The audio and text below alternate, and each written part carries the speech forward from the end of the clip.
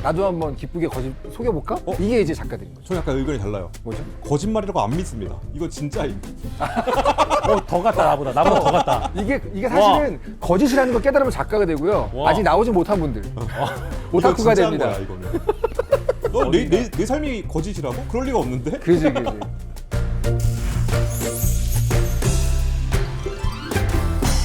Who am I? 수락방! 네, 안녕하세요. 오늘은 남자들의 치트키라고 할 수 있는 액션물에 대해서 얘기를 나눠보려고 합니다. 이곳은 카카오 페이지가 마련해주신 스덕방이고요. 저는 성우 남도형입니다. 자, 오늘의 패널분들 소개해드릴게요. 인사 부탁드리겠습니다. 네, 안녕하십니까. 호쾌한 액션을 보는 것만 좋아하는 만화평론가 이재민입니다. 네, 안녕하세요. 정서가 담긴 액션을 좋아하는 캠장 이종범입니다. 와, 무려 우리 이종범 작가님께서 오셨습니다. 아우, 너무 반갑습니다. 안녕하십니까. 네, 와. 감사합니다. 불러주셔가지고. 아유, 네. 이름이야 너무 익히 알고 있던 상태였기를 저는 처음 뵀는데 네. 아니, 섭외 연락에 단번에 오케이 하셨다고. 그죠, 만화 얘기하는 곳이잖아요. 그쵸. 안 갈 수 없죠. 그리고 너무 오랫동안 제가 펜지를 했던 성우님이 진행을 하시는데 감사합니다. 아유. 그 옆에 보니까 20년 지기 친구가 있는 거예요. 이건 아유, 가야지. 그러니까. 만화 얘기하러 가야지. 띄워야지 이렇게. 야. 전 두 분이 초면이라 그래서 되게 놀랐어요. 너무 오랜 기간 동안 펜지를 하면 혼자 알고 있다는 착각에 빠지게 돼요. 저도 당연히 뭐 이미 안지가 굉장히 예전이죠. 이렇게 또 스톱방 덕분에 뵙게 됐습니다. 감사합니다. 네. 반갑습니다. 자, 오늘 메인 주제는 액션물 그리고 액션. 스덕방 단골 질문부터 드리면서 그 액션물에 대한 이야기 드려보도록 하겠습니다. 액션물 되게 쉬운 단어인데 사실 이 액션물의 정의를 내리는 게 진짜 어렵거든요. 이게 진짜 익숙한 단어일수록 정의하기가 어려워요. 액션물 움직이면 액션물 아닌가? 전문가 뭐라고 설명해요? 이쪽 완전 먹물이잖아요. 액션 하면 가장 먼저 떠오르는 게 뭐예요, 도형님? 때리고 맞고 으아 막 기어 펴 하는 거. 이게 가장 핵심이긴 해요. 그죠. 근데 액션물의 본질이 뭐냐?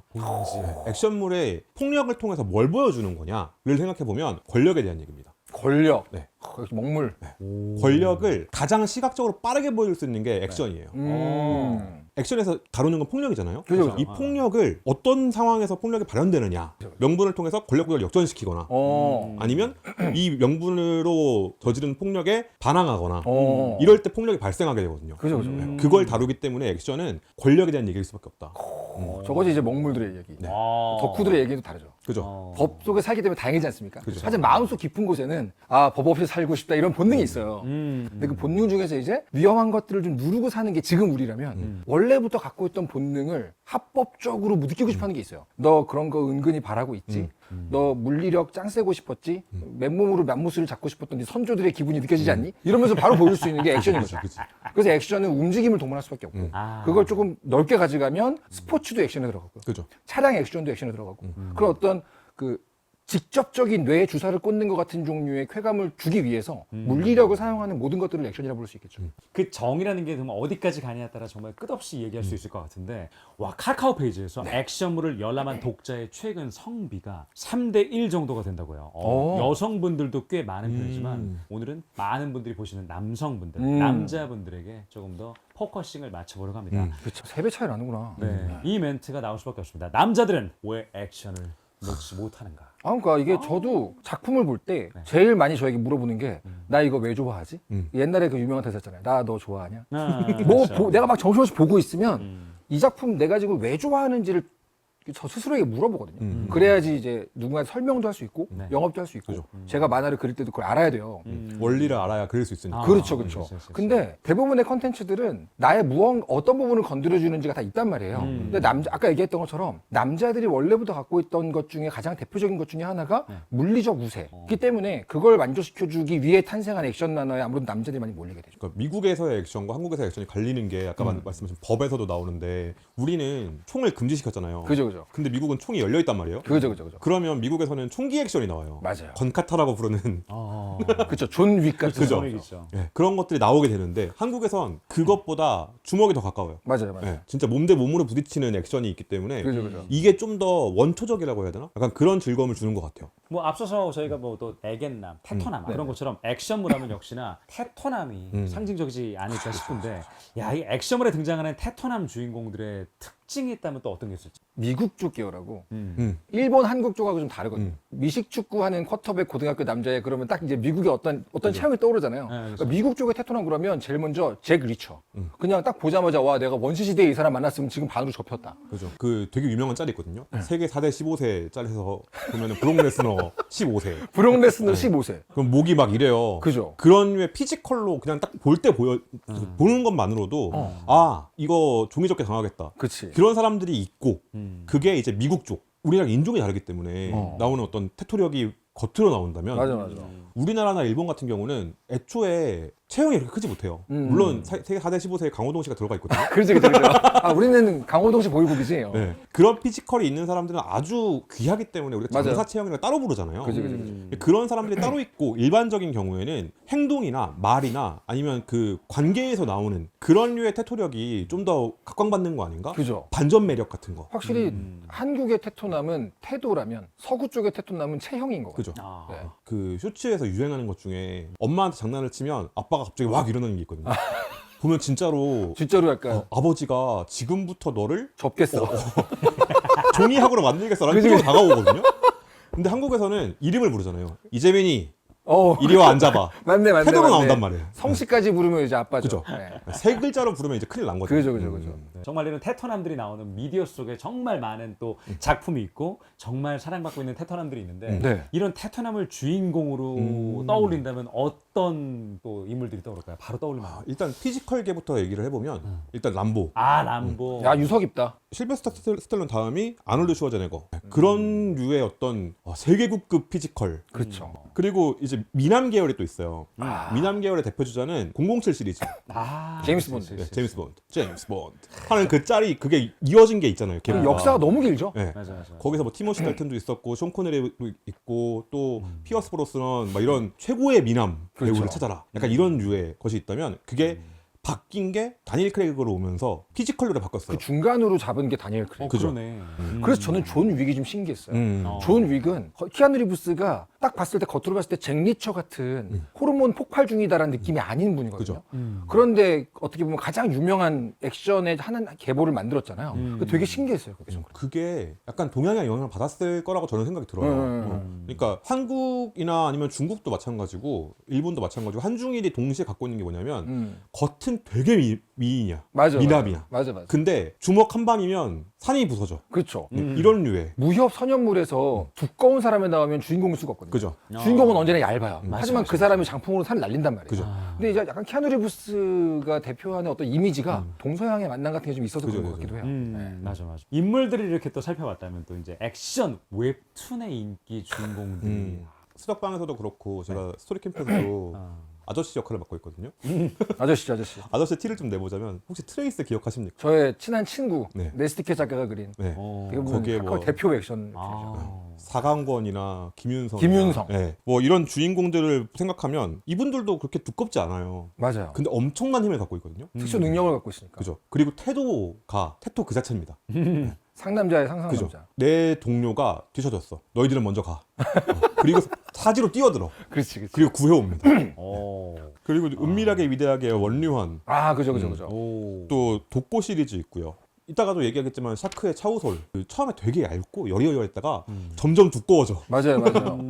성장형 테토. 그런 계열로 되게 좋아하는 게 저도 이제 이휘재 작가님의 텐 같은 거 성장하는 액션 만화를 보면 샤크도 그렇고 약간 좀 별거 아니었던 우리 같은 사람들이 점점 테토의 상징으로 되어가는 과정을 보여주기 때문에 재밌죠.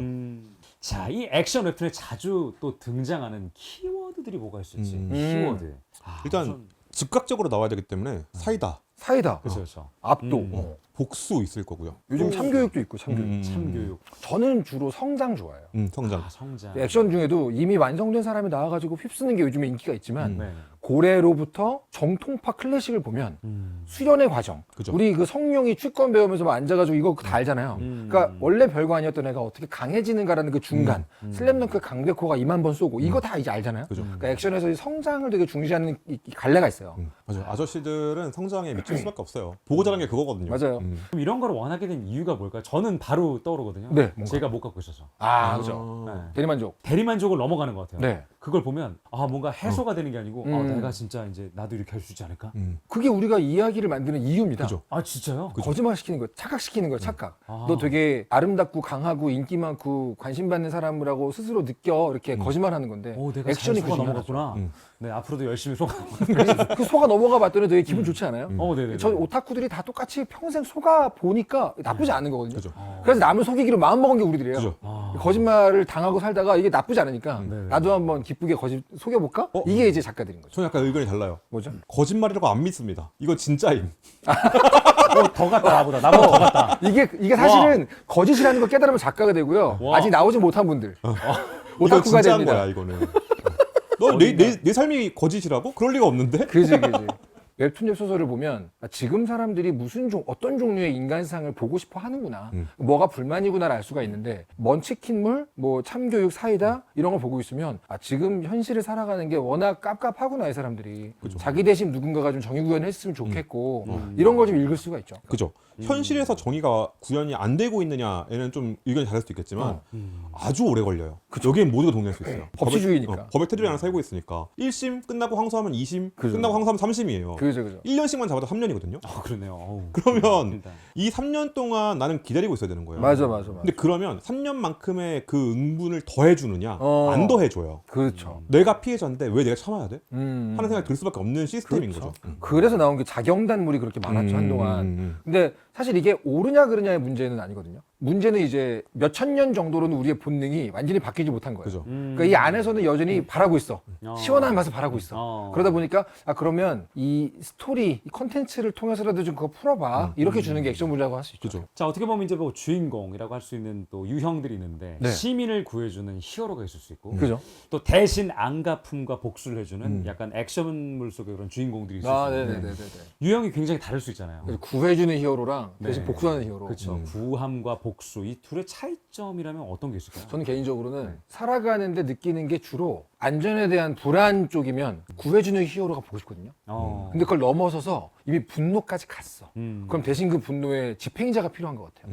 다시 말하면 그 사회의 사람들이 평균적으로 느끼는 그 정서가 불안정한 사회에 있냐 아니면 그걸 넘어갔냐의 차이가 있는 것 같아요. 슈퍼맨이 지구를 지킨다? 근데 거기에 왜라고 물어볼 사람이 아무도 없어요. 그러니까 걔는 그런 애니까. 근데 현대를 오면서 개인적인 동기, 복수심, 분노 이게 안 들어가면 사람들이 이해를 못하는 경우가 많아가지고 현대화된 히어로도 보잖아요. 갑자기 슈퍼맨이 정의를 지켜야 되는 이유를 주기 위해서 드라마가 나오고 되게 처음에 신기했던 게 그래서 배트맨이었어요. 개인적인 복수심인데 이걸 대의로 바꾸잖아요. 그래서 요즘에 그런 걸 좀 섞는 어떤 유형이 나오고 있죠. 그죠. 웹툰 웹소설에서의 이 키워드들 아까 말했던 뭐 대리만족, 네. 뭐 정의구현, 참교육 등등등 이런 거를 원작으로 하는 드라마나 또 영화로까지도 이어지는 현상도 요즘 되게 많이 볼 수 있잖아요. 저 요즘 완전 그럼요. 보시는 게 모범택시. 너무 재밌죠. 모범택 씨가 방금 얘기한 이게 섞이는 사적 제재와 공익 달성이 섞여 있는 맞아요. 대표적인 작품이에요. 액션도 사실 말이 안 돼요. 혼자 김도기가 다 때려잡아요. 그죠. 그죠. 네. 그래서 이제 이재훈 배우가 다른 데 나와도 네. 다르게 보여요. 택시 저렇게- 운전하고 온 것 같아. 당신 그렇게 선한 얼굴로 사람 몇 명을 이게 대리만족. 사적 제재를 돈 받고 해주는 거잖아요. 맞아요. 그러니까 이거는 청부업자거든요. 사실 그렇지. 네. 불법에서도 되게 질이 안 좋은 불법이에요. 사실. 아주 안 좋은 불법이지. 근데 우리는 그거 보면서 히어로라고 느껴요. 맞아요. 그러니까 이 응징받아야 될 사람들을 철저하게 악으로 만드는데 그죠. 많은 시간을 들이는 거예요. 모범택 씨는. 그런 게 또 하나 있죠 작품이 바로 여기 있네요. 우리의 자랑 중에 하나죠. 원대로. 이태원 클라스. 이태원 박세로이. 클라스는 폭력이 안 쓰이죠. 근데 법대로 정의 구현하는 되게 작품이거든요. 드문 케이스예요, 이게. 폭력이 뭐 기껏해야 그 아들하고 그 재벌 아들 누구였지? 그 친구랑 좀 주먹 다짐 한두 그죠. 번 하는 거? 그 정도? 그 정도고 그거를 액션이라 부르기 좀 그렇잖아요. 그렇죠. 네. 애들 싸움은 액션으로 안 치죠. 네.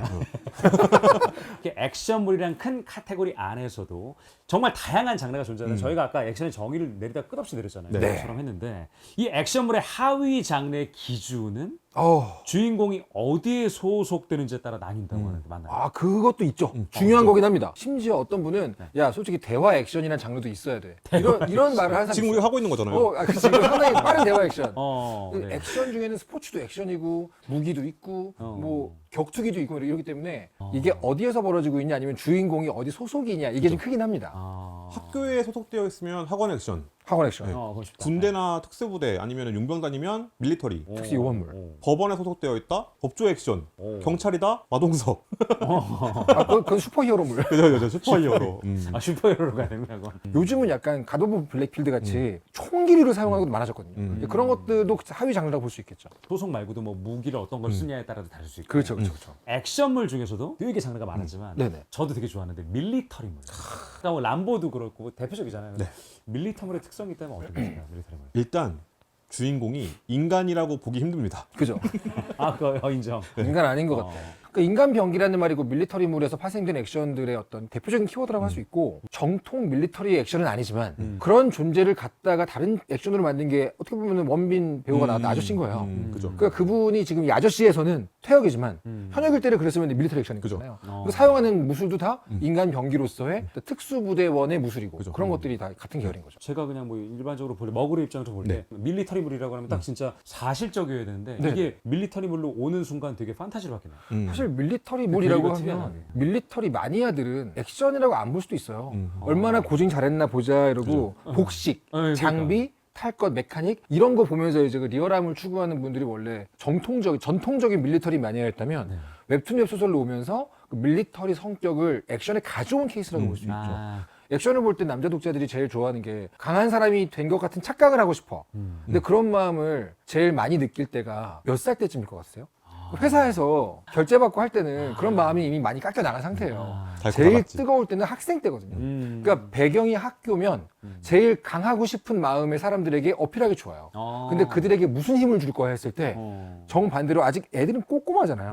근데 너무 강력한 걸 주고 싶어. 그러면 이제 특수요원 환생시켜. 심지어 이름도 같아 강찬이라고. 그러니까 가장 강한 힘을 가장 약할 때 줘야 돼요. 그러다 보니까 이제 갓 오브 블랙필드 같은 작품이 쾌감이 나오는 거죠. 네, 지금 대표작 얘기를 했는데 밀리터리물의 대표작. 네.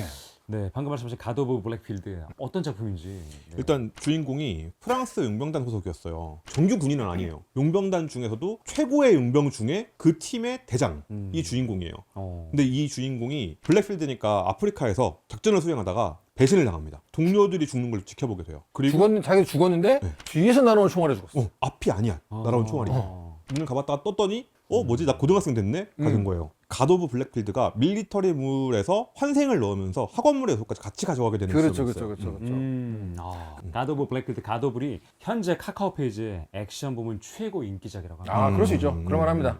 왜 이 갓 오브리 유독 더 인기가 있는지. 근데 저는 이 액션 통쾌하지만 어쩐지 모르게 슬프네? 어쩐지 모르게 서글프다. 뭐 이런 거 있잖아요. 아니면 요거는 분노가 진짜 느껴진다, 고스란히. 이런 느낌의 액션을 좋아하게 됐는데, 갓오블의 어떤 강찬의 액션이 그런 게 좀 있어요. 악이 받쳐있고, 깡따구로 싸우고, 이런 게 좀 있어가지고. 그리고 또 뭐가 있냐면 뒤통수에 총 맞고 죽었을 때 강찬은 부모님한테 사랑 못 받고 컸어요. 그지. 그래서 얘가 아버지는 알코올 중독자에 맨날 가정폭력하고 엄마는 그걸 막아주지도 못하고 그러다가 도망쳐가지고 이제 용병이 용병단에 됐는데. 들어가서 이제 대장이 된 건데 죽었잖아요. 깨어났는데 이 부모님들이 너무 좋은 사람이에요. 내가 평생 그렇게 갈구했던 부모님의 사랑을 줘. 근데 알잖아요. 이거 내 몸이 아닌데. 내가 받아야 되는 사랑이 아니야.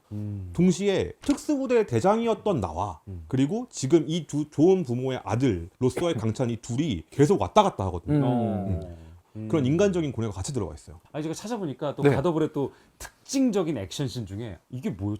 총알을 다 피해요? 인간이 아니거든요. 인간이 아니거든요. 어떤 상황을 어떻게 다 피하는 사실 액션도 개연성을 어떻게 주냐에 따라 다른데, 실제로 그런 것들을 잘 연출한 영상을 보면 상대방이 총을 쏠 때 어떤 종류의 각도와 어떤 종류의 움직임을 보기 때문에 그 전에 그냥 예측으로 어디로 숨고 이렇게 하는 게 있잖아요. 그런 영상도 있어요. 네. 실제로 강찬 같은 경우도 전직 총과 함께 살았던 사람이기 때문에 그런 액션에 개연성을 주는 거죠. 어떻게 보면. 근데 엄밀히 말하면 이것도 약간 판타지성이 있다고 보셔도 맞는 것 같아요. 아니 또 저처럼 또 이제 갓 오브를 못 보셨을 분들을 위해서 네네. 또 하나의 재미난 키워드가 있더라고요. 신체 능력과 총의 위력이 비례가 된다? 이런 게 있던데. 이게 기공처럼 표현된다는 그거예요.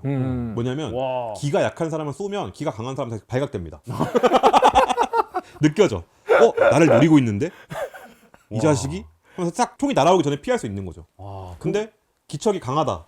그러면 압도할 수 있어요. 그런데 총알을 안 맞는다고 해서 만약에 만에 하나라도 맞으면 튕겨낼 수 있냐? 그건 아니에요. 아 맞아야 돼 그럼. 네. 맞으면 죽는 건 똑같아. 뭔가 식스센스 육감 같은 거. 그렇죠, 그렇죠. 근데 그게 이렇게 설명되는 거예요. 죽음을 앞에 둔 전장에서 너무 오래 싸우다 보니까 육감이 너무 발달해 버렸다. 그렇죠. 조금 이해가 가려고 합니다. 자 계속해서 이제 갓오브의 주인공 강찬 얘기를 또 빼놓을 수가 없는데 네네. 일반적인 액션 웹툰 주인공과 다른 또 캐릭터성을 지녔다고 하는데 어떤 다른? 그냥 단순히 힘만 준 게 아니고 캐릭터 자체에 정서적인 포인트를 많이 줬어요. 아까 부모와의 관계, 환생하기 전에 있었던 본인의 해결 안 된 정서를 지금 여기서 실시간으로 해결하고 있잖아요. 10대의 몸으로서. 거기서 오는 정서도 좋지만 그거랑 같이 붙는 게 능력치가 좋아서 무조건 일단 뚜까 패고 조지는 게 아니라 악이랑 깡이랑 정서를 넣어서 싸운다는 게 되게 좋은 거죠. 그죠. 액션물에 되게 중요한 것 중에 하나가 그럼에도 불구하고 쉬지 않고 계속 싸워야 되거든요. 아, 그렇죠. 그 점에서 강찬은 정말 성실해요. 내가 보기에 바로 전화해서 얘가 지금 받은 게 내가 보기에는 전치 한 4주쯤 되거든? 근데 다음 주인데 또 싸우고 있어. 이런 게 꼭 필요합니다. 야 거기다가 또 갓오브는 특히나 일본에서 또 큰 인기를 얻고 있다고요. 와. 아, 그렇대요? 그죠. 네, 일본에서까지도 인기를 얻는 그 이유가 뭘까요? 저는 좀 의외라고 생각했던 점이 네네. 왜 일본에서 인기가 있었을까? 오. 왜냐면 밀리터리면 일본에는 밀리터리가 없거든요. 일본은 예비군도 없고 아무것도 없잖아. 그죠. 판타지로서의 밀리터리를 한다는 느낌이 좀 있는데 한국에서 초반에 왜 인기가 별로 없었을까 생각해 보면 한국에서는 군대는 현실이에요. 그죠. 다 갔다 왔어. 그러니까 1화의 배댓이 뭐냐면 적진에서 담배를 펴? 이거거든요. 맞아. 야, 전쟁터에서 담배불 얼마나 멀리서 보이는지 알아? 훈련소에서 다 해봤거든. 다 안단 말이에요. 어. 근데 일본에서는 적진에서 담배를 피면 되는지 안 되는지도 모르는 거야. 그럴 수 있겠다. 그 완전 판타지니까 네네. 아 그렇네. 오히려 더 그게 와닿지 않았을까? 아. 같은 게 하나 있고 그럴 수 튕겨나갈 있겠네요. 포인트가 없는 거죠. 네네. 그리고 두 번째는 작화에 있는 것 같아요. 네. 이 작품은 되게 밀도가 높아요. 어. 작화가. 근데 요즘에 웹툰을 많이 보는 사람들한테는 밀도 높은 작가는 피로하거든요. 맞아요. 그래서 이걸 오히려 적정선으로 유지하는 게 되게 중요한데 이 작품은 배경도 다 그리고요. 효과선이나 아니면 맞으면 부상당한 위치나 타격점이나 이런 거 다 보여줘요. 되게 밀도가 높은 작화를 사용하는 게 오히려 일본 독자한테는 익숙한 맛. 아까 한국에서 야쿠자 소재의 게임이나 영화가 인기 많은 거랑 비슷한 건가? 그럴 수 우리한테 있겠네요. 없으니까 같은 어떤 그런. 아 그렇네. 저도 또 용과 같이 되게 좋아하거든요. 네, 그죠. 연애 못 해본 사람이 로맨스 되게 좋아해요. 안 해봤으니까 다 판타지인 거야. 아까 제가 또 초반에 말했던 것 중에 다음 액션물의 하위 장르 얘기를 많이 했었는데 네네. 갓오블 초반부에도 또 하위 장르에 아까 나왔던 그죠. 그런 학원 액션물이 포함되어 있다고요? 왜냐면 주인공 강산이 온 게 학교니까. 초반부는 학원에서 느낌이 좀 있죠. 갓오블이 아니라 다른 작품이었다면 이거를 되게 길게 끌었을 거예요. 그죠. 강찬이 원래 괴롭힘을 받고 있었고 일진들에게 맞고 네. 살았으니까. 한 5컷 만에 끝나거든요. 그래요? 네. 학교 짱을 먹기까지 되게 오래 걸려야 되는데 원래 그래야죠. 그냥 순식간에 끝나요, 그냥. 그렇게 된 이유가 이 강찬한테는 목표가 따로 있어요. 나를 죽인 놈 누구지? 이 자식을 내가 응징해야겠어. 이게 가장 큰 목표. 그리고 학원 액션물에서 되게 중요한 게 여기서도 나오는데 강찬은 주먹으로만 싸워요. 근데 강찬을 상대하는 애들은 별의별 무기를 다 꺼내요. 그죠. 뭐 빠루 들고 파이프 들고 막 이러잖아요. 와. 칼도 나와요. 그치. 네. 그러니까 이건 학원 액션물에서는 칼을 쓰거나 아니면 무기를 든다? 비겁자만 하는 일입니다. 그치. 그러니까 주먹으로만 싸워야 되는 거. 이것도 여기서 지켜져요. 네. 나름대로 액션마다 초반부에 싸움의 룰을 정하는 게 초반부거든요. 학원 액션물이 대표적으로 야, 너네 주먹 쓰는 거다. 그죠. 이런 식으로 가는 게 좀. 아, 근데 이 학원 액션물 특히나 여기에 소위 이제 또 우리가 말하는 일진들의 싸움이 그렇게 많고 네. 그거에 많이 또 열광을 하게 되는데 왜 이렇게 그 소위 일진들의 싸움에 열광을 하게 될까? 실제로 지금 소위 일진 뭐 이런 친구들하고 보통 공부하는 학생들이 딱 구분되어 있지 않았잖아요. 저희 때도 그랬어요. 아, 그랬어요? 네, 저희 때도 그랬어요. 그러니까 지금처럼 딱 구분되어 있는 시대가 아니었다고 좀 봐요. 일진들에 대한 분노나 증오가 우리 세대는 그렇게 크지 않았거든요. 근데 지금은 작은 교실 안에서의 왕국이 돼가지고 일진들과 그렇지 않은 공부하고 보통 아이들 사이에 경계선이 생긴 느낌이 좀 있어요. 그러면 당연히 그 일진에 대한 어떤 정서적 거부감, 분노, 복수심 이런 게 있기 때문에 그게 고스란히 웹툰의 소설에서 어떤 복수의 서사라든가 뭐 이런 게 좀 나오는 그죠. 거죠. 아까 일진물 얘기가 나와서 네. 그러니까 일진들의 싸움을 밖에서 보면 그냥 우습거든요. 싸우지 마. 이렇게 되는 건데 근데 그 안에 들어가 보면 이거는 생존의 문제거든요. 그죠. 그게 이 일진을 다루는 작품들 네. 이 핵심이란 말이에요. 그걸 다루는 작품 중에 일진의 크기라는 작품이 있어요. 원래 2m 가까이 되는 되게 큰 친구가 있어요. 네. 이 친구가 희귀한 병에 걸렸다는 설정이에요. 그래서 최단신이 돼요. 그래서 와. 자기가 나는 괴롭힌다는 자격이 없었어요. 나는 같이 논 거야. 2m짜리 친구가 가면서 야 탁 하고 쳤어요. 날아가거든요. 그런 친구였어요. 어. 그러니까 나는 괴롭힌다는 자각이 없고 세상은 유쾌해 하고 살았는데 키가 작아지니까 야, 궁금하다. 어떻게 내가 놀아줬던 애들이 나랑 놀아주기 시작하는 거야. 야 임마 이러면서 팍 치는데 날라가 내가 날라가고 이거 장난 아니구나 하는 걸 느끼게 되는 거야. 포식자가 피식자가 되는 얘기죠. 그죠? 제목이 너무 상징적으로 잘 졌네. 일진의 일진의 크기. 그죠. 그렇죠. 그렇죠. 오, 너무 잘 만들었어요. 잘 만들었어요. 어. 저이 작품도 학원 액션이라고 할 수 있을 것 같은데 가드 패스. 가드 그러니까 제목에서 알 수 있듯이 주짓수 소재의 학원 액션인데 물론 뒤로 가면 갈수록 점점 더 이 스케일이 온갖 크기를 보여주게 되지만 그죠. 그것도 학원 액션이 할 수 있죠. 그죠. 가드패스는 주인공이 덩치 되게 큰 친구였어요. 그러니까 그런 친구들 있잖아요. 학교 앞에 있는 그 분식집에서 컵볶이 들고서 먹으면서 헤헤 오늘은 뭐해? 약간 이런 친구. 세상에 착한 즐거운 아이. 친구. 탄수화물만 있으면 세상에 즐거운 친구였단 말이에요. 그죠, 그죠, 그죠. 근데 그 친구가 친한 애가 한 명 있었어요. 근데 얘가 괴롭힘을 받다가 일진들한테 몸과 마음을 다 다쳐요. 야 하지 마, 싸우지 마, 괴롭히지 마라고 했는데 무시하는 거야. 하고서 경찰에 신고를 했는데 경찰에서 저 친구들 부모님이 누군지 알아? 뭐 그렇게 하면 안 돼. 너 다쳐. 이렇게 된 거예요. 그래? 그러면 내가 다치게 해줄게 하면서 수련을 합니다. 그렇죠. 탄수화물 끊고 고단백 식사하면서 저탄고지. 그죠. 저탄고지 하면서 열심히 수련해서 그 친구들 혼내주다 보니까 이 부모들이 뭔가 이상하네? 부모들을 타고 가봤더니 여기가 또 뭔가 이상하네? 하고 이제 세계를 구하게 된다는 내용이에요. 친구 하나의 복수를 위해 주짓수를 배웠다. 그죠. 그러니까 나중에 이제 조폭과 암흑가와 기게 되는 그런 이야기죠. 근데 초반부는 거의 본격 저탄고지 많아요. 맞아요. 와 탄수화물 끊으면 이렇게 미남이 될 수 있는 그죠, 거야? 그죠. 네. 아까 얘기했죠. 거짓말, 이거 다 거짓말하고 있는 거라고 우리는. 그죠. 조직물, 또 법조물 얘기를 한번 해보려고 합니다. 조직물. 조직물의 특성이 뭐가 있을까요? 조직물. 조직물에서 제일 중요한 거는 사회 안전망이 엉망진창이라는 얘기예요. 아, 그지. 이게- 내가 억울한 일을 당했는데 국가에서 도와줄 수 있는 게 아무것도 없어. 맞아. 내가 속한 조직, 사조직 외에 공조직으로서의 국가가 기능을 못 하고 있어야 돼요. 맞아. 음. 나 진짜 좋아하는 작품이 무적자. 주한미군이 우리를 보호해주는 그때 아직 대한민국 정부는 우리를 지킬 수 없었어. 그러니까 무적자의 주인공이 그런 종류의 폭력을 조직 안에서 행동하는 게 말이 되는 거야. 그러니까 폭력이 정당화될 수 있는 거죠. 그죠, 그죠. 특히나 또 한국은 조직물, 법조물의 인기가 다른 배경 액션물에 비해서 좀 많이 우세한 걸로 알고 있는데, 그렇죠. 저도 또 좋아하는 게 그러다 보니까 이 이유가 뭘까요? 이게? 한국이 유교국가여서 그렇지 않을까? 오. 한국은 규칙과 규율 되게 중요하게 생각해요. 한국 사람들. 규칙과 규율을 지키는 게 되게 중요한데 그게 너무 느려. 그러니까 그걸 바꿔서 때려잡자. 이게 법조물. 그 안에서 정의를 구현하려면 진짜 정의를 구현하자. 그치. 천칭 다는 거 원래 놓으면 바로 돼야 되는데 이게 3년 걸린다고? 아니야. 놓으면 바로 돼. 그 안에서 싸우려고 하는 게 이제 비밀의 숲 같은 거라면 그죠, 그죠. 밖에서 싸우겠다는 게 이제 조직물인 거죠. 외부에서 투쟁인 거죠. 아, 그렇구나. 근데 제가 보기엔 그거는 작가가 취향이 있어요. 내가 딱 봤을 때 내 미감에 검사 멋있어. 꽂히면 이제 비밀의 숲 되는 거고요. 역시 주먹이 짱이지. 그러면 조폭물 되는 거거든요. 그죠, 그죠. 그 작가들이 갖고 있는 미감이나 취향이 분명히 있어요. 그 두 가지가 섞인 것도 있잖아요. 조사부일체라고. 아, 합칠 수 있구나. 그죠. 맞네. 우리는 액션물을 대체 왜 보는 걸까? 음. 왜? 이게 서사냐, 서사가 중요하냐, 아니면 와 짜릿해, 쾌감이냐? 네. 두 분은 뭐가 더 중요하십니까? 저는 서사. 아, 서사. 네, 그럴 것 같아서. 스토리 캠프 캠장인데 지금 서사 버려? 근데 저는 대결이 아니에요. 근데 서사가 되게 중요한데 네. 서사가 중요하면 볼 작품들은 많아요. 근데 액션 만화 제가 정말 빠져가지고 보잖아요. 어느 날 액션에 꽂혀가지고 하루 종일 보고 있으면 다음날 승모근에 담 걸려요. 내 몸이 직접 반응한 거거든요. 아. 근데 그런 종류의 어떤 물리적인 반응을 직접 할 수 있는 체험이 많지 않기 때문에 저는 액션을 볼 때만큼은 쾌감을 좀 선호하는 것 같아요. 서사 네. 쾌감. 좀 저는- 뽕이라고 하죠. 뽕. 이 뽕 어떻게 채워줄 거야 이런 느낌. 그게 서사에서 배가 된다고 생각해서 저는. 맞아. 서사로 사실 빌드업 하는 건 그죠, 맞거든요. 그죠. 근데 이게 되게 어려운 질문인 게 서사로 쌓아서 쾌감으로 터트리는 게 액션의 핵심이기 때문에 둘 중에 하나를 버리면 안 됩니다.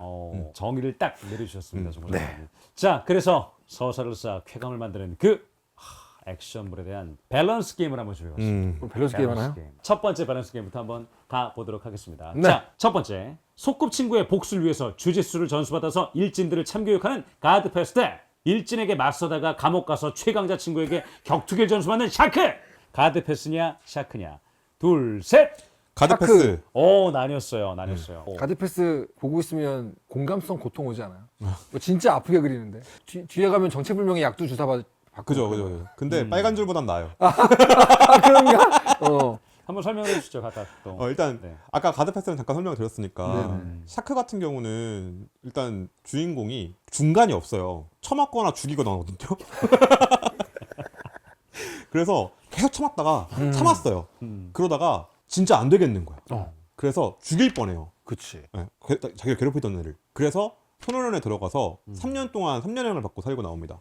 그 안에서 사회로의 복귀가 목적이기 때문에 뭘 가르쳐줘요. 그 반들이 있거든요. 근데 이 반마다 짱들이 있어요. 일종의 학원물의 성격을 띠고 있는 거예요. 근데 처음에 갔는데 얘는 되게 얄쌍하고 힘도 없고 그렇단 말이에요. 근데 거기에 세계 챔피언이 있는 거예요. 지구 챔피언. 오. 그 지구 인류 역사상 가장 강력한 챔피언이 들어와 있어요. 그 안에. 우와. 가르쳐 주세요 했더니 난 제자 같은 거 안 키워 했는데 일단 너 체력도 안 될 것 같은데 한번 뛰어봐 했는데 나랑 내기 한번 할까 그러죠. 죽을 때까지 뛰어요. 지금 정말로 운동장을. 놔두면 곧 죽었어. 얘는. 야, 내가 사람을 또 죽일 수 없지. 하면서 받아들여줘요. 그래서 먹는 것부터 시작해서 훈련을 해요. 네. 와. 그리고 출소하기 전에 그 각 반에 괴물들이 있는데 이 괴물들을 이기고 출소하거든요. 그 다음에 자기가 괴롭혔다는 애랑 이제 복수를 하고 복싱의 길로 가게 된다는 그렇지. 내용입니다. 두 작품의 공통점이라면 10대고 주인공이. 그죠. 서열 하위 남학생이고 스승을 통한 성장이 있다는 건데. 야, 그러면 둘 중에 어떤 캐릭터로 살아갈 때 그나마 좀 더 버티기가 쉬울까요? 그러니까 저는 샤크의 주인공이 이 세계 챔피언 정도현한테 훈련 받을 때의 고통보다 우리 가데페스의 주인공이 제이슨 같은 그 최강자에게 훈련 받는 게 더 아파 보였어. 근데 그래서 도저히 그 고통을 못 하겠다. 그죠. 아. 그 정도현한테 하면 타격기로 주로 당하거나 그래플링을 당하기 때문에 기절하거나 맞아서 아프거나 해요. 그지. 근데 제이슨한테 훈련을 받을 때 보면 죽을 수도 있어. 진짜로 내가 팔을 다시는 못 쓸 수도 있겠다. 그렇지. 다시는 못 걸을 수 있겠다. 네. 이렇게 가르치거든요. 와. 그리고 내가 상대하는 적이 저쪽에 가데페스 쪽이 좀 무서웠어요. 아, 너무 무서운 밸런스 게임이다. 네, 두 번째 죽을래잖아요. 그러니까 죽을래 맞아. 두 번째 밸런스 게임도 만만치 않습니다. 네. 자, 전생의 원수를 찾아 전 세계를 누비며 복수에 나서는 세계 최강 용병 가더블 대 너무 세서 사고 칠까봐 S급 능력을 숨기고 사는 가짜 찐따 P급인 척했던 학교 생활. 자, 둘, 셋. 가더블. 척했던 학교 생활. 오, 또 갈렸어요. 오. 와. 일단 기본적으로 저는 이제 그 재능러로 사는 거에 대한 거부감이 있습니다. 근데 패급인 척했던 학교 생활은 일단 가지고 태어난 원판 재능이 압도적이거든요. 그죠. 그걸 어떻게 감추냐의 싸움이잖아요. 근데 제가 제일 못하는 것 중에 하나가 겸손한 거. 진짜 못해요. 내가 뭐 잘하잖아. 그걸 말해줘야 돼. 나 이거 잘한다고 말해야 돼. 나는 그거 안 그러면 못 살아요. 근데 내가 만약에 이 패급인 척한 학교 생활의 주인공 같은 이데아를 갖고 만약에 뽑기가 잘 나왔다. 난 그럼 바로 다음날 학급 신문에 쓸 거예요. 짜잔! 니네 이런 거 없지? 야, 니네 이런 거 없지? 근데 넌 이건 나 자신이 S급이다. 자신이 없음. 그냥 제 3자에서 볼 때 두 네. 캐릭터 중에 어떤 캐릭터를 사는 게 더 재미가 있을까요? 재미는 당연히 패급인 척 아닌가요? 훨씬 재밌죠. 가도블로 살면은 되게 고충이 그죠. 심합니다. 일단 강차는 총 맞으면 죽는 게 확실하잖아요. 피하긴 하지만. 근데 패급인 척은 상황에 따라서는 총을 맞아도 안 죽을지도 몰라요. 능력자물이기 때문에. 그죠. 예. 조직생활 청산하고 조용히 식당 운영하다가 죽은 딸의 복수를 위해서 맨손으로 대기업 저택을 잠입하는 무적자 대 검도 일터의 삶 대신 죽은 친동생의 복수를 위해서 다시 연장을 드는 폭력의 대가. 네. 둘, 셋. 무적자. 와, 드디어 세 번째 역시. 때. 맞았다. 오, 근데 왜냐면은 폭력의 대가의 주인공은 검도 챔피언이거든요. 검도 천재거든요. 뭐 훌륭합니다. 근데 무적자는요. 무림 고수예요. 그죠.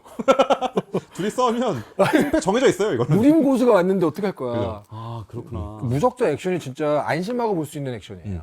시원한 액션입니다. 왜냐면은 다들 이제 연장 들고 싸우는데 혼자 내공 쓰거든요. 아내를 너무 사랑해서 중식 요리를 하는 이유가 아내가 탕수육을 좋아해서요. 근데 아내가 병원으로 일찍 죽었어요. 암으로. 딸을 다 키웠어요. 그래서 시집까지 보냈어. 너무 잘 컸어, 얘가. 너무너무 밝게 잘 컸고 사위로 맞는 사람도 너무너무 괜찮아. 괜찮은 남자였어. 그래서 둘이 중국에 갔는데 딸이 납치당해요. 장기 때문에. 왜 그랬냐? 우리나라 국회의원 중에 심장이 안 좋은 사람이 있는데 수소문을 해서 심장이 되게 튼튼한 젊은 여성의 심장을 이식받으려고. 그래서 딸이 죽었어요. 사위도 죽었어요. 내가 가지고 있는 모든 걸 다 잃은 거예요. 그럼 어떻게 해야 돼요? 다 부셔버려야지 그냥. 다 부셔버려야지. 근데 어쩌지 공교롭게 내 안에는 무림 고수의 내공이 다 있네. 대못 가지고 싸우거든요. 대못. 와. 점혈 찍고 막 그래요.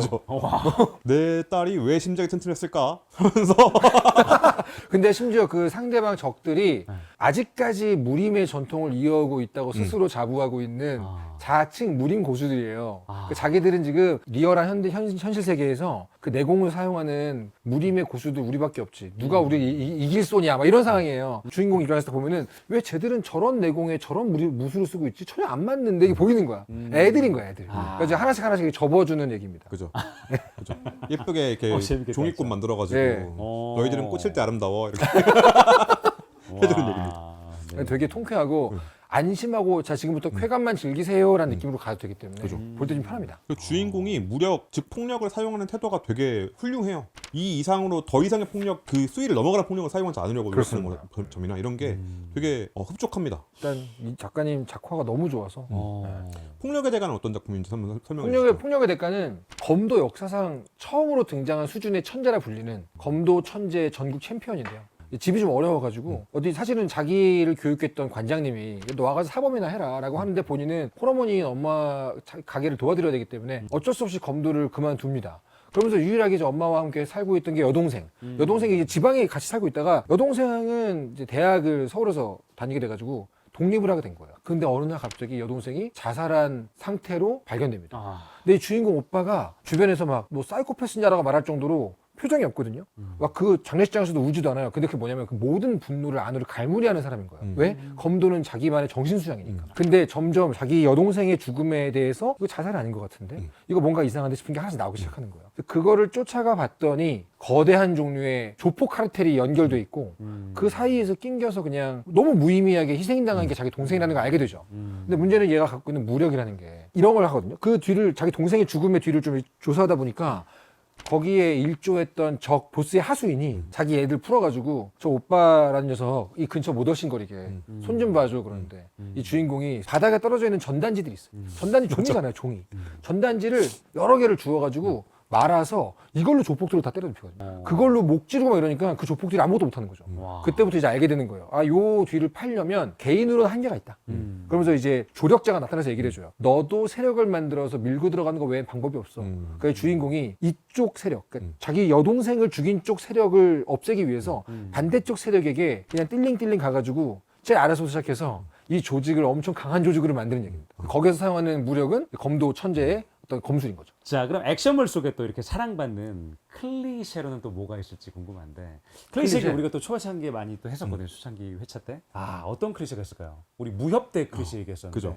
액션. 위기의 순간에 주인공이 각성합니다. 각성. 아니면 버서커 상태라 그러죠. 광전 상태로 들어가서 정신을 잃어요. 그게 70년대부터의 어떤 전통이잖아요. 그죠. 분노의 크기만큼 전투력이 올라가. 그죠. 말이 안 되는 거죠, 사실은. 눈에 초점이 없거나 아니면 아예 그냥 흰자로 바뀌거나 그래서 초점이 없는 상태에서 무아지경으로 싸워요. 그죠. 지금까지는 참아왔는데 폭주해서 폭력의 화신처럼 변해버리는 그런 경우 마지막에 이겨. 마지막에 이겨. 크로스 카운터. 그치. 시간이 멈춰요 여기서. 또 액션씬 하면 네. 정말 말 그대로 정말 액션을 주고받는 씬들이 있는데 그죠. 그때 보면 두 가지 유형이 있거든요. 네. 뭐 받아라! 하! 그거였냐? 간다! 이거와 눈빛으로 탁탁탁 팍! 말없이. 이 호불호가 꽤 갈리는 걸로 알고 있는데 그러죠. 야, 두 분은 취향이 어떠세요? 중간 액션씬 중에 대사 유무의 차이 어떤 걸로 보시죠? 서사를 중요하다고 한 입장에서 대사 매우 중요한데요. 그지. 싸우는 중에는 좀 입을 다물었으면 좋겠어요. 야! 이것은 옛날에 맞아. 주식 이게 잘 쓴 대사가 최고라면 네. 잘 못 쓴 대사가 최악이잖아. 네. 특히 스포츠 액션, 스포츠물 같은 경우에는 지금 벌어지고 있는 상황을 전부 다 중계처럼 얘기해버리면 좀 연출력이 부족해서 그런 것 같다는 의심을 사게 돼요. 그래서 저도 액션을 위해서 빌드업하는 대사를 좋아하긴 하지만 정말 압축적이고 간결한 대사를 잘 쓸 거 아니면 차라리 빼는 게 낫다. 그리고 목소리 말고 생각으로 말할 수도 있거든요. 맞아. 그건 가능하죠. 그리고 싸우기 전에 아니면 싸운 후에 그때 이제 말을 많이 하면 되는데 그때 하고서 말을 다 해놓고 그래 결판을 내자 그리고 붙었어요. 그럼 머릿속으로 이번에 왼쪽이겠지 이러는 건 괜찮아. 그치. 근데- 독백으로 가야 되고 그죠? 독백으로. 근데 그 숨찬 와중에 이번엔 왼쪽이냐 이러면 그러니까 받아라 언제쯤 받아라야. 30년 전, 40년 전. 최후의 일격 이렇게. 아, 그러면 이제 곤란하죠. 곤란합니다. 이렇게 압도적인 힘을 가진 테토남 주인공이 앞으로도 스테디가 될 수 있을지 어. 앞으로의 전망이 어떨까요? 음. 네, 주인공들의 변화라고 할까? 저는 과거에는 약자가 강해지는 성장 서사가 많았다면 지금 현재 이런 압도적 강자의 먼치킨적 무력이 많이 늘어났잖아요. 다시 한 바퀴 돌아서 밸런스를 좀 맞출 것 같아요. 저도 여기에 동의하는 게 네.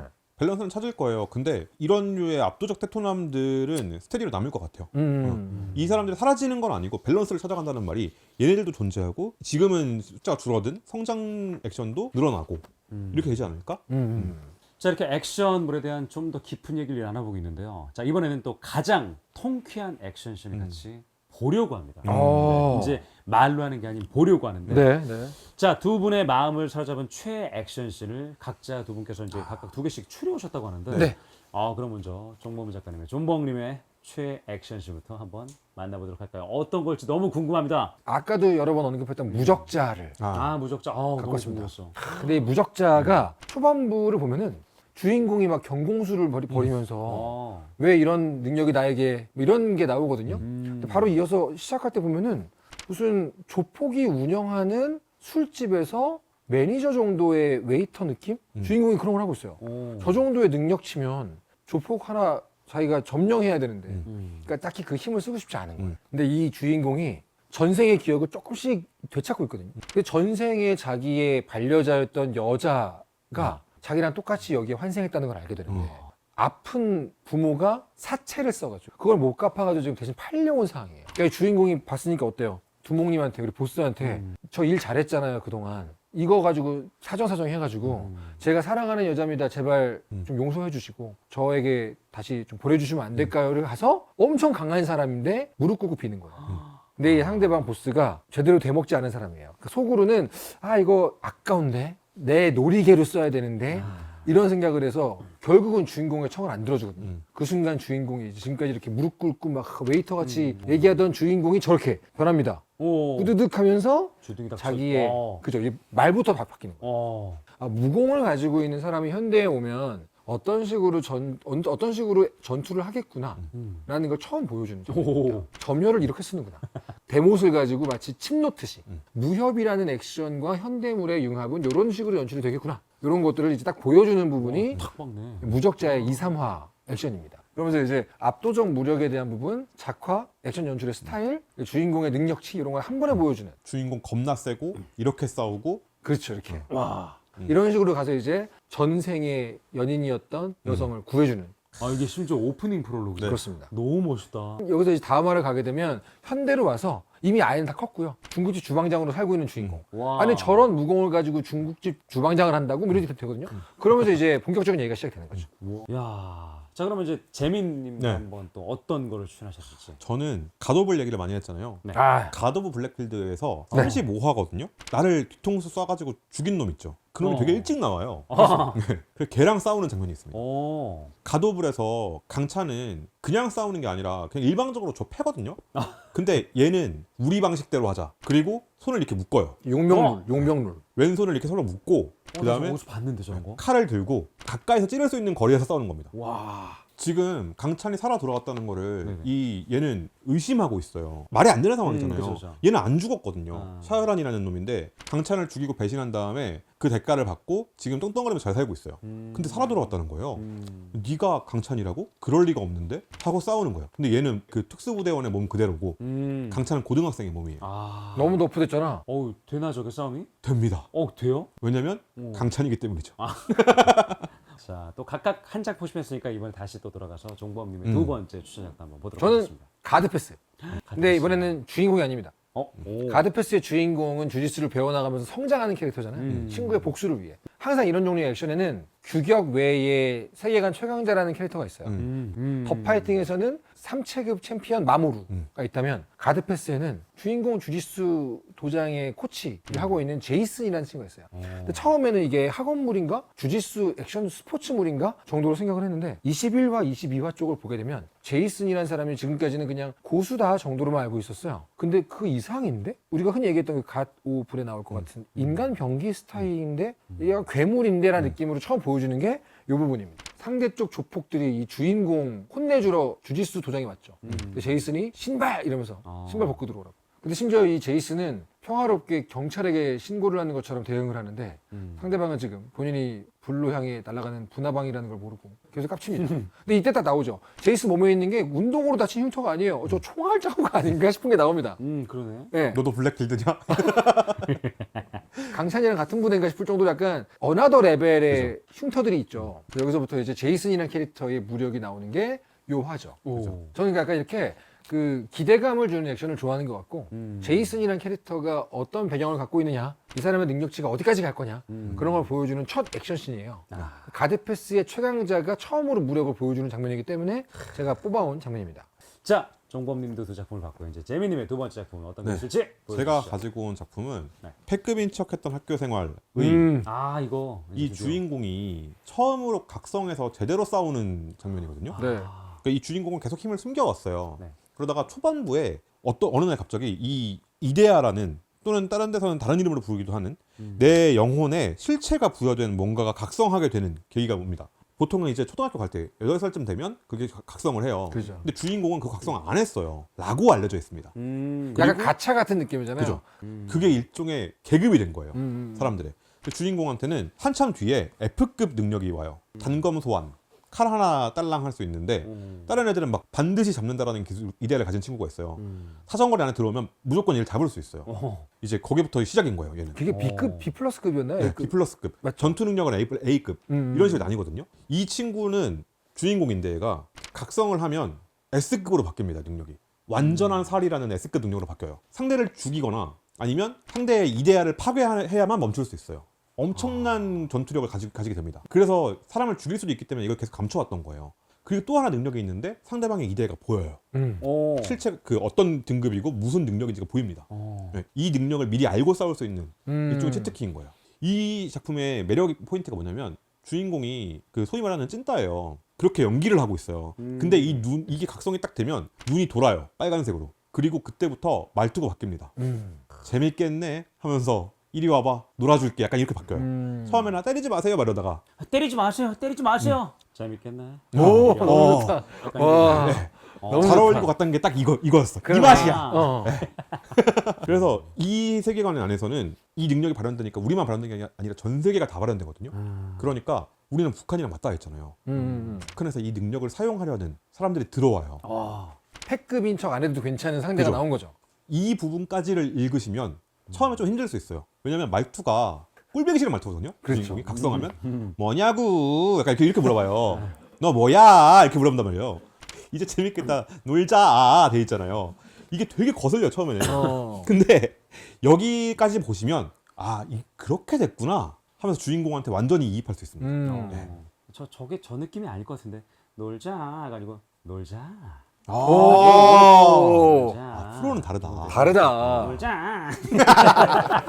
그렇게 머리에서 들으셨어 네네네. 가지고 그렇습니다. 그걸 견디실 수 있으면 여기까지 보시면 됩니다. 너무너무 네. 재밌어요. 이거. 벌써 오늘만 해도 네 작품을 또 추가로 그렇습니다. 가져가네요. 저거 다 합치면 한 800화 돼요. 우와. 아, 금방 봅니다. 네. 그리고 이렇게 즐겁게 이야기를 하다 보니까 오늘 준비한 얘기가 모두 끝이 났습니다. 아, 오늘 화려한 액션을 보여준 이 작품들 정말 많았죠. 처음부터 저와 함께 감상하고 싶다 하시는 분들은 고정 댓글에 그럼 저희가 정리해뒀으니까요. 정주행 저와 함께 해보시겠습니까? 정말 뭘 먼저 봐야지 모르겠는데 저한테도 좀 추천해 주시고요. 저 댓글로 좀 많이 해주세요. 그럼 저도 여러분들이 보라고 하는 거 먼저 볼게요. 아저씨들이 무장 해제하고 액션 얘기하는 거 무협 때도 한번 했지만 그죠. 무협은 사실 진입 장벽이 있거든요. 모르시는 분들 설명을 드려야 돼요. 맞아. 근데 액션은 그냥 다 아시잖아요. 그죠. 네. 그냥 뛰어들어서 즐기시면 돼요. 뛰어들어야 돼요. 그 다이빙이지 다이빙. 그죠. 머드 축제 아시죠? 머드 축제. 평소에 이렇게 입고 다닐 때는 그 어떤 진흙 같은 거 한 방울 치는 게 그렇게 더럽잖아요. 근데 머드 축제 때 이렇게 들어가면 무한 자유로움을 느낄 수 있거든요. 뷰 너무 해방감. 네. 멋있다. 컨텐츠는 이제 그런 거기 때문에 우리가 영업한 걸 보고 와. 좀 보고 싶어지셨다 하면 이제 보시는 분들도 자기가 영업하고 싶은 거 댓글에서 다 말씀하셔야 돼요. 와, 그래서 맞아요. 모두가 다 같이 이제 찔끔찔끔 영업하는 게 아니라 그 머드 안으로 이렇게 풍덩 빠지는 것처럼 한번 서로 영업하면 거기가 바로 약간 컨텐츠 천국의 풍경이 아닌가 그죠. 그런 생각을 합니다. 여러분에게 카타르시스를 남겨준 최애 캐릭터를 한번 적어 주시죠. 자, 두 분은 뭐 카타르시스를 느끼게 한 최애 캐릭터 떠오르는 거 어떤 게 있습니까? 저 진짜 인간 병기가 있거든요. 네. 트레이스의 진이라고 있어요. 경기니까. 네, 진짜 병기예요. 얘는. 그렇습니다. 네, 진짜 무기입니다. 인간이. 리메이크가 돼도 좋고 연재하고 있지만 네. 리메이크가 돼도 좋고 아니면 영상물로 나와도 좋을 것 같아요. 음. 꼭 그 아저씨들한테 새로운 즐거움 한 번 더 주셨으면 좋겠다. 저도 같은 의미에서 인간 병기에 딱 어울리는 가장 좋아하는 최애 액션 캐릭터는 언제나 제이슨 보온이었어요. 그 액션 컨셉, 그 리얼한 액션 이런 거 되게 좋아하기 때문에 네. 정말로 병기로 만들어진 인간이라면 이렇게 싸울 것 같다라는 느낌을 주는 캐릭터라서 당장 떠오르는 건 제이슨 보온이네요. 아, 네. 여러분은 어떤 캐릭터가 있나요? 댓글 많이 남겨주세요. 자, 그럼 저희는 여기서 인사드리도록 하겠습니다. 자, 스톡방은 또 재미난 덕후 토크로 다시 돌아오도록 하겠습니다. 다음 시간까지 건강히 저희 많이 응원해주세요. 그럼 인사드리겠습니다. 다들 안녕. 안녕. 저 손님? 손님! 다 왔어? 아유 아니요. 손님이 뭐 하는 사람인지 모르겠는데 아무리 생각해도 그 건물은 거의 안 가는 게 맞아요. 왜요? 아유 뭐, 밀림 전쟁 몰라요? 밀림 전쟁? 우리나라에서 옛날에 파병갔던 그 백호대대라고 있는데 걔 되게 잔인했어. 엄청 잔인했다고. 그 중에서도 그 특히 잔인하기로 유명했던 그 1중대 1소대 김상사가 살아 돌아와가지고 시옷 발음이 안 되네. 자기 부하들이랑 차지한 영역이 지금 가시는 그 건물이요. 되게 폐쇄적인 곳이라서 사람 죽어나가도 모르는 데가 딱 거기라고. 무시무시한 곳이네. 무시무시한 곳이네가 아니라 손님, 나도 따블이라 가는 거지. 내 돈 때문에 하는 거지 평소에는 거기 하지도 않아요. 가야 돼요. 아는 사람이 있거든요. 그 험한데 아는 사람이 있다고요? 아버지 죽인. 장롱 안에 숨어있던 그 꼬맹이가 여기를 찾아왔다? 서진성의 아버지를 죽인 놈들이 한층 한층 모여 살고 있는 건물이 있습니다. 주인공의 목표는 그날 아버지를 죽였던 모든 인원 그리고 김상사 죽이기. 한 층에 한 명씩 싸우면서 올라가는 현대판 탑 등반부를 소개합니다. 김상사 죽이기. 탑등반물. 오, 탑 등반물인데 네. 이렇게. 아. 근데 현실이 진짜 현실이네. 보통은 탑이 등장하잖아요. 그러니까. 어. 그리고 와